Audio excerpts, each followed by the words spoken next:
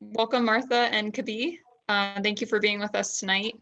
Let me start by asking you what place you call home these days. Well, for me, good evening. My name is Martha Mitchell Golfphin. I call the state of New Jersey, my home because I grew up and went to school in New Jersey. I met my husband in New Jersey. I got married. I had my son. My son also was born, went to school, high school, college. Now he's working and living back in New Jersey. So I settled and everything in New Jersey. That is why I called New Jersey my home. Okay, and just to feed off of that, hello, my name is Kabir Golfphin. I've been a part of the Diocese of Bethlehem since 2017. I actually lived in New Jersey my whole life, so grew up there, went to school, I guess like my mother said, I was born there, I went to school there, I went to college there. When I graduated from college, that's when I moved to Bethlehem, but, I would call New Jersey my home. We do have African roots though. I guess my mom's gonna touch about it a little later, but, I'm first generation Liberian American. My mother was born in Liberia in West Africa, so. Okay, so Kabir, I'm sorry if I missed this, but did you have an opportunity to grow up in Liberia at all, or were you born here? No, so I was born here, so I've been in New Jersey my whole life, but I've actually gone back to Liberia once, but I've been to Africa twice.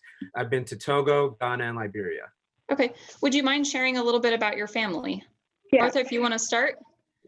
Yes, I grew up in a very religious, strict family. My grandfather was a priest for the Episcopal Church, Trinity Cathedral Episcopal, and St. John's Episcopal Church, Grand Bassa County. We had a prayer service every Sunday before going to church. And in that prayer service, we were all required to learn a Bible verse to recite.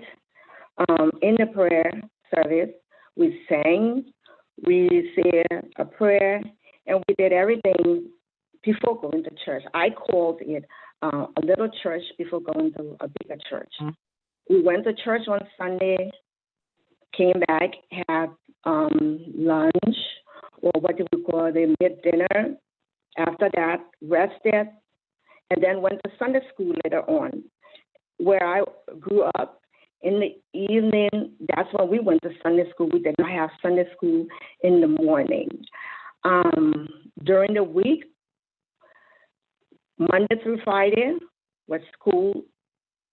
On Saturday was work day, as I call it. We had to get up early in the morning, not as early, but 9, 10 o'clock. We did our chore, like washing clothes, washing our uniforms, because we all went to an Episcopal school, went to private school, which was an Episcopal school.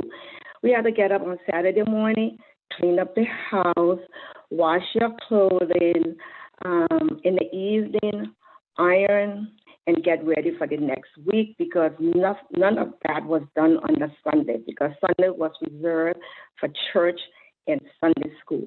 And if we did not go back to Sunday school, on Sunday, you were grounded for the whole month. So if you were invited to a party or something for a month, you could beg until you could cry, blood coming out of your eyes. You would not be going to that party if you missed Sunday school. So that was my life, my family. But very loving, even though we grew up in a strict home, but very loving family. Kabir, how about your family life? Yeah, well, I guess I didn't touch upon this, but I'm 26 years old, so I currently do not have a family of my own. But just growing up, with my mother and father, it was, I wouldn't say as strict as she was saying. I would never get grounded for a month just for missing anything like that. But growing up, Episcopalian, my mother would take me to church every Sunday. She would always tell me to say my prayers before night.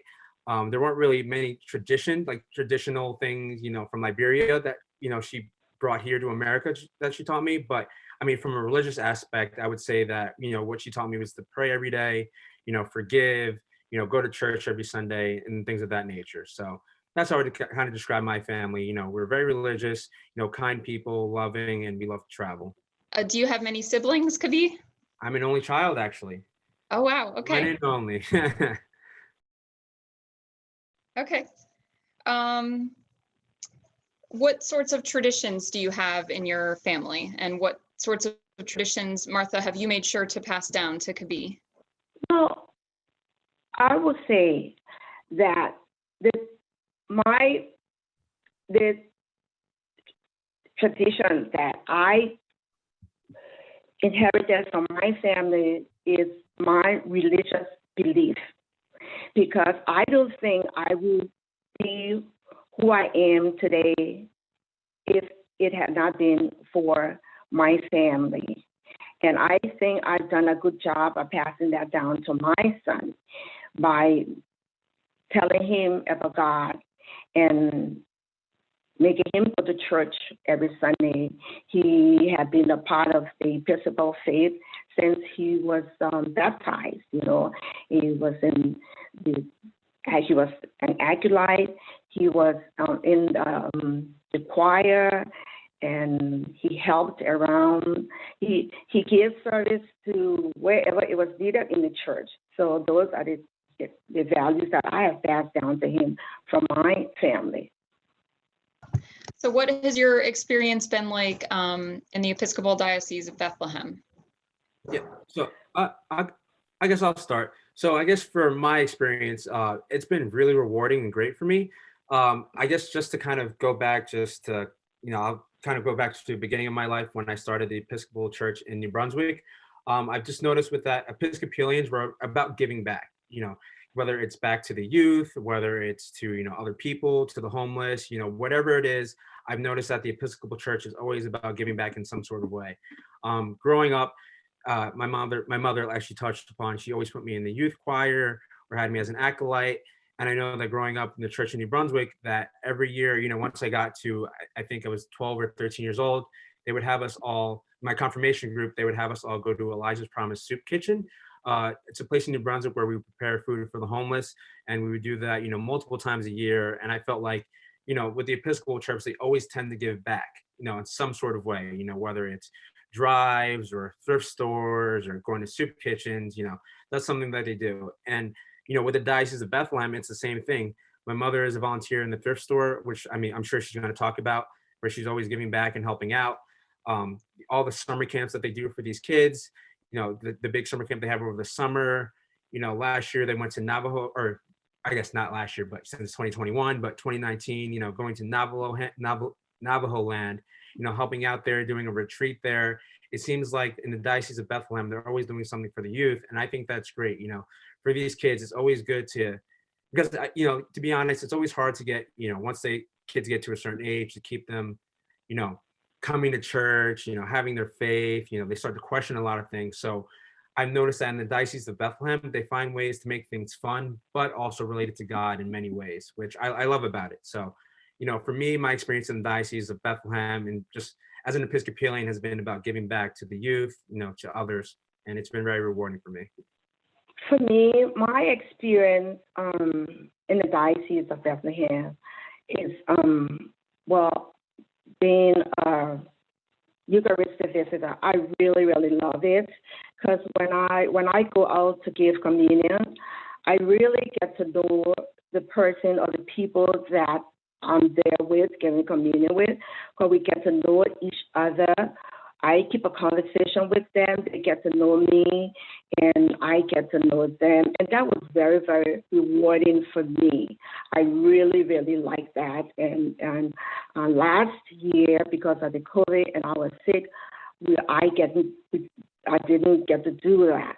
And also another good experience, I also volunteer at the thrift store once a week, which is Thursday, and I really, really like it. I like the people that I volunteer with on a Thursday. We do a lot of things together, and after a hard day's work, We gather, for fellowship time. We have wine and cheese and crackers. We also do things for the customer at times, bring them cookies, and things like that. And we always keep in touch with each other. And even Thursday, one of the ladies called me today, and we are going out for breakfast. So it has really been a good experience for me at the church. And I would just like to also thank Dean Pomper, Canon Granfield, and other parishioners who have really, really welcomed my son and I, who have also embraced us, welcomed us into the nativity, made us feel welcome. Because when you are new to someplace, you want to feel welcome. In Canon Granfield, I know he's new, and Dean Pomper, and some of the parishioners have really, really opened up to us and have really, really made us feel welcome. And I'm so grateful for that. Thank you. Kabir, do you feel like the Episcopal Church has been an extended family for you? Oh, definitely. So one of my actually best friends, from the diocese I went to in New Brunswick, he's still my best friend now to this day. He lives in California now, but we still keep in touch, multiple times a week, as if nothing's ever changed. So it changed, but just between, the people I've met at the Episcopal Church and just my relationship with God, I think they are an extended family, right? Because, I view, God and Jesus Christ, kind of like as my father, as someone I can talk to, like even as a friend, when in times of need, because I pray every day, I talk with them, with Dale and Tony, Dale, I actually keep in contact with a lot. We've talked a lot through the pandemic. So, I definitely view them as an extended family. That's great. Would you mind sharing your first experience with the concept of race and color? Yeah, definitely. I think for me, the first, I guess, I want to say real experience where I felt, my race or color was my junior year of college, the junior year summer, going into my senior year. I was applying for internships, and I'd actually got one the previous summer. I just wanted another one just to kind of, buffer up my resume. So I got accepted to this company called LifeCell. It's a biomedical device company. I got the offer letter. It was great. And as with all jobs, you always have to take a drug test, right? So they give me the paperwork, and I go to a LabCorp, a blood drawing facility, waiting there for an hour or two, how those go. So I'm waiting there, and they finally call me in the back, and I sit in the chair, give them my paperwork, and I guess I want to say the nurse. I don't know the technical term for them, but just kind of making small talk, like, "Hi, how are you? Blah blah blah. What are you here for?" I tell him it's a drug test, and he's like, "Oh, like for the company, like for work?" I was like, "Yeah." He's like, "Oh, what company?" And I tell him LifeCell, and he's like, "Oh, that's a really good company." Starts talking about what he knows about it, and then he goes, "Oh, what will you be doing? Are you going to be cleaning in the clean room?"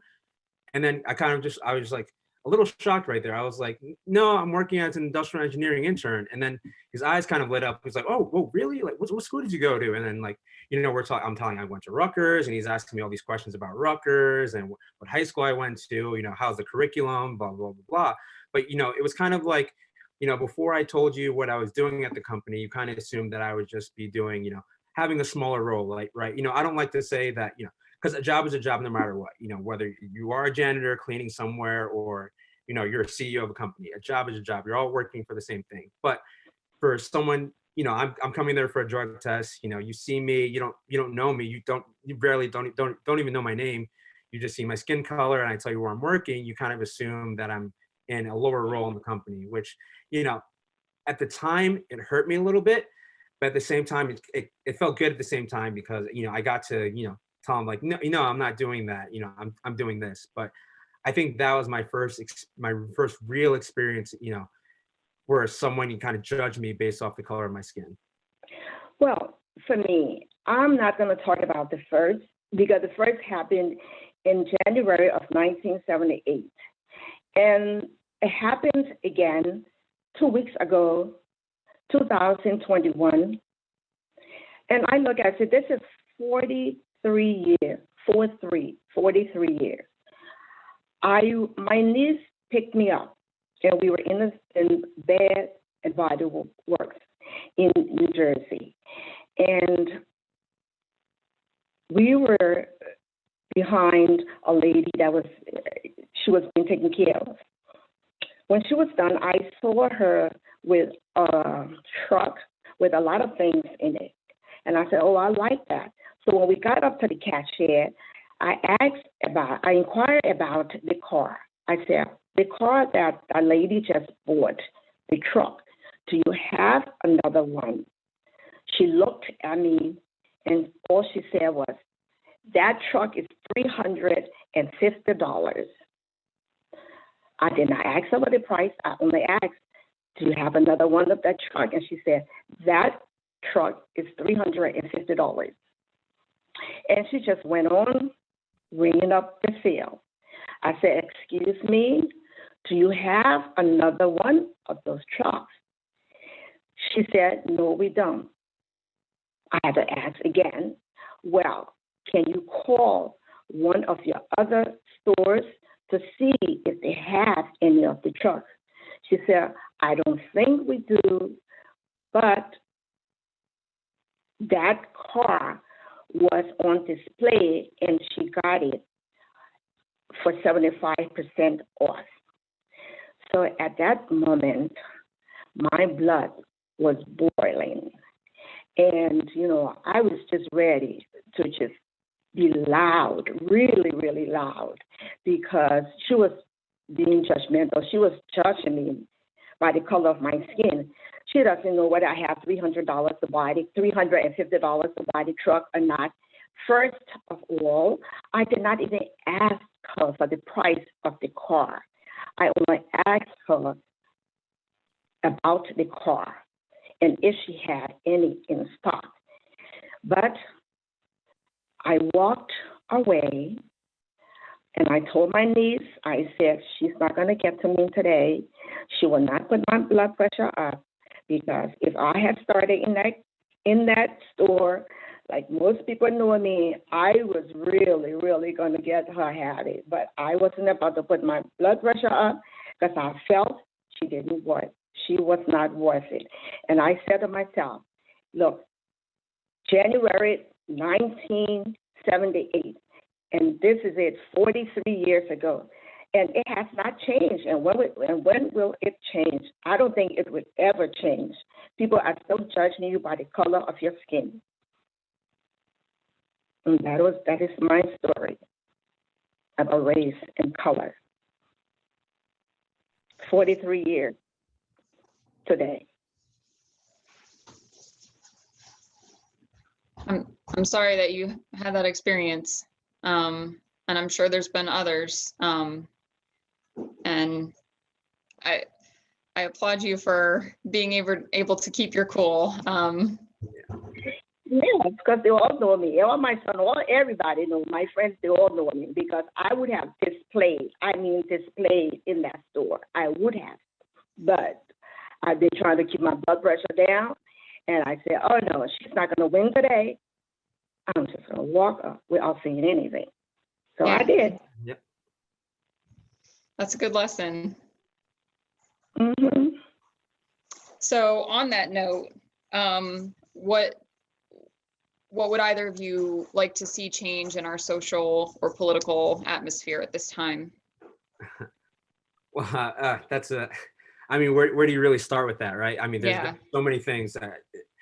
I mean, to be honest, when you look at, everything that's happened, I mean, in the past decade, it's interesting because, I read a lot of articles. I listen to BBC and NPR every day on my drive to work, drive home. And it's like, are more things happening now than they were, 40, 50, 60 years ago? Or is it just that now it's being more documented more than ever with social media, and everything that's happening? So, I mean, that's another argument for another day. But I mean, when you look at everything that's happened in the past, let's just say 5 years, right? Even just last summer, with what happened with George Floyd, with Rayshard Brooks, even dating back to Trayvon Martin a couple of years ago, Mike Brown, Tamir Rice. It's just horrible because there's a lot of social injustice going on, and I'm not gonna, comment whether it's right or wrong. I mean, clearly there were some cases where it was completely wrong, but in my belief that none of them should result in someone's death, right? When you look at everything that happened at the Capitol building, what they call the riot at the Capitol 2 weeks ago, it's really night and day of the security that was there for the riot at the Capitol versus Black Lives Matter protests over the summer. I mean, after the whole George Floyd incident happened and he was murdered, you saw protests all over the country, SWAT teams, tear gas, but riot shields, batons, they were, prepared as if we were going to attack them, I don't want to say we, but, as if Black people were ready to attack, police officers. Whereas at the Capitol building, these, people were attacking them, breaking into the Capitol building, with the intent to hurt people, kidnap, break things, cause damage. And there was barely any security, right? They actually got into the Capitol building. So when I see those types of things, it's just, I'm not saying, that what happened in the Capitol building, I'm not saying anyone should have been shot or injured or hurt, but there's got to be, equalities, somewhere, right? I just need more equality, for people of color, because at the same time, we have peaceful protests over the summer, and then there's protesting that ends in, we have peaceful protests where people are getting injured and tear gas, and then you have other protests that are violent where people are being escorted out of the building. So there's got to be a middle ground where, we can all come together and unify and say, things need to be on an even scale. There needs to be equality for all. No one is above another person. We're all equal. We're all made the same, and we're all God's children. So from a social, perspective, that's what I like to see change, I guess, more equality. From a political point of view, I'm not going to touch upon that too much, but what I would like to say is that I like to see, from our new leader, and leaders, I should say, I guess just more assertiveness and compassion. I think we need, with everything going on with the pandemic, social injustice, and, the numerous crises we have going around the world, we need someone that's going to have a, pragmatic solution to combat these things and bring everybody back together so that we get put some solutions in place, right? There's a lot of things going on, so just equality, assertiveness, and leadership is really what I like to see. Yeah. Martha, was there anything that you wanted to add to that, or any other topic that brings to mind? No. Okay. What is your definition of happiness? My definition of happiness is content, being content with yourself. I'm happy with my life right now, at my age where I am. I'm happy within myself. I have a roof over my head. I have food on my table. And it is a blessing that I don't have to go out there begging, wanting, or needing. So I am grateful and I'm thankful. So I'm happy for that. I'm also happy for my son, seeing him mature into the person he is today, middle school, high school, college, working on his own. He found someone that makes him happy. I'm happy for him, and that makes me happy. So that's my happiness. For me, my definition of happiness, I would say, I kind of just live by this. It's always just kind of stuck with me, but Hakuna Matata means no worries for the rest of your days. The way I look at it, I'm a pretty laid back kid. I don't really let too many things upset me. And that's just because, the way I look at things, you can't worry about too many things, right? You're going to have bad days. You're going to have good days. You're going to be angry with people some days. People are going to make you sad, upset. They're going to make you happy. You feel a lot of emotions. But at the end of the day, you can't worry too much. You kind of just have to let go and let God, pray to him every night. And, the way I think about things is that, every day is a new slate. So that's what kind of, keeps me, my happiness is that, when you don't worry, you're more happy. You tend to be more optimistic. You wake up every day and then you're like, all right, it's a new day to kind of just get going. So for me, happiness is not, just realizing that at the end of the day, everything will be okay. So Kuna Matata. Well, those are all my questions, but was there anything else that either of you wanted to share? Yes, I would like to I would like to add a big thank you out to Dr. Martin Luther King and all the Black contributors who made it possible for me to be conducting this interview here today, and to our new administration. I want to congratulate them and wish them the best. And I also want to say to the American people, give them a chance. Don't be quick to judge. Be mindful of your criticism. Try to be understanding. And most of all, be patient. And thank you. But for me, what I'd like to add is just, with Black History Month coming up, I think more than ever, the last, I would say, decade or so, especially for me, because I'm only 26 years old. So for the last decade for me has really shown me a lot, helped me grow and realize, the type of conflicts that we do have to go through every day, right? Whether it's race, economic, social, whatever it is. I just want to say with Black History coming up, I just want to say, everyone should go out there, read, not be so judgmental, like my mother's alluded to. People may look a certain way when they're at the store, when they're at work, but we're all one and the same. We're all the same people, God's children. So let's work together to get some concrete things done. Without each other, we can't really, doing something alone, we can't make too many things happen. But together, we can really make a change. So, let's work together. I'd like to say thank you to you, Meg. Thank you to the Diocese of Bethlehem for welcoming my mother and I 3 years ago. And, we look forward to working with you guys more with everything. Well, thank you so much for your time and for sharing your stories. And congratulations, Martha. You've raised a really wonderful young man. Thank you. A man of faith, a man of passion, and, so thank you very much to both of you for speaking with us. And thank you. Thank you for the opportunity. Yes. Thank you, Meg. Thank you.